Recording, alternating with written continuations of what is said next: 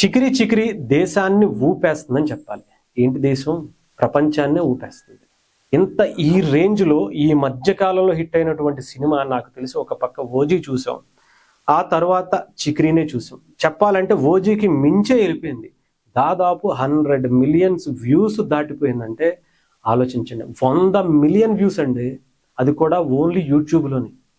మిగతా social media platforms కాకుండా reels అంటే సోషల్ మీడియాలో ఉండేటువంటి అనేక ప్లాట్ఫామ్స్ ఉంటాయి. ఫేస్బుక్ కావచ్చు, ఇన్స్టా కావచ్చు, ట్విట్టర్ కావచ్చు, స్నాప్చాట్ కావచ్చు, టిక్ టాక్ కావచ్చు. మన దేశం బ్యాన్ చేసినటువంటి టిక్ టాక్, మన దేశంలో లేనటువంటి టిక్ టాక్ లో కూడా చికిరి నంబర్ 1 పొజిషన్లో ఉందట. ఇంకా ఆలోచించండి. ఇకపోతే మన దేశం గురించి కాదు, పక్క దేశాలు ఒక రేంజ్లో ఊగిపోతున్నాయి. అసలు బీభత్సమైనటువంటి అప్లాజ్ వస్తుంది రామ్ చరణ్ గారి డాన్స్కి.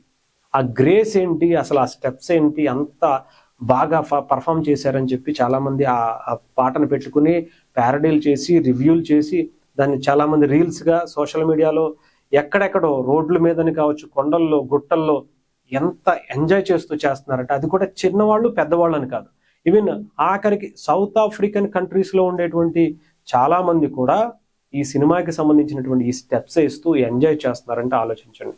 ఎస్పెషల్లీ జపనీస్ అయితే చిన్న పిల్లలు కూడా అసలు ఒక రేంజ్లో ఈ సినిమాకి సంబంధించి స్టెప్స్ వేస్తూ, ఇక ఇండియా గురించి అయితే చెప్పాల్సిన అవసరం లేదు. పెద్దోళ్ళు, చిన్నోళ్ళు, ముసలోళ్ళు, ముతకోళ్ళు అని ఏమీ లేదు. అందరూ కూడా చికిరి స్టెప్ వేసిన వాళ్ళే తప్ప ఇంకొకటి లేదు. ఆఖరికి మొన్న ఒక దాదాపు 90 ఏళ్ల ముసలావిడ కూడా చికిరి స్టెప్ వేసి చూపిస్తున్నారంటే ఆలోచించండి ఈ రేంజ్లో వెళ్ళిపోయిందో.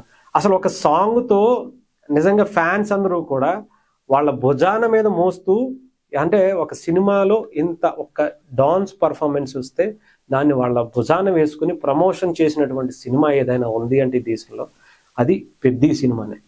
ఇంకా చాలా ఉంటాయి ఈ సినిమాకి సంబంధించి.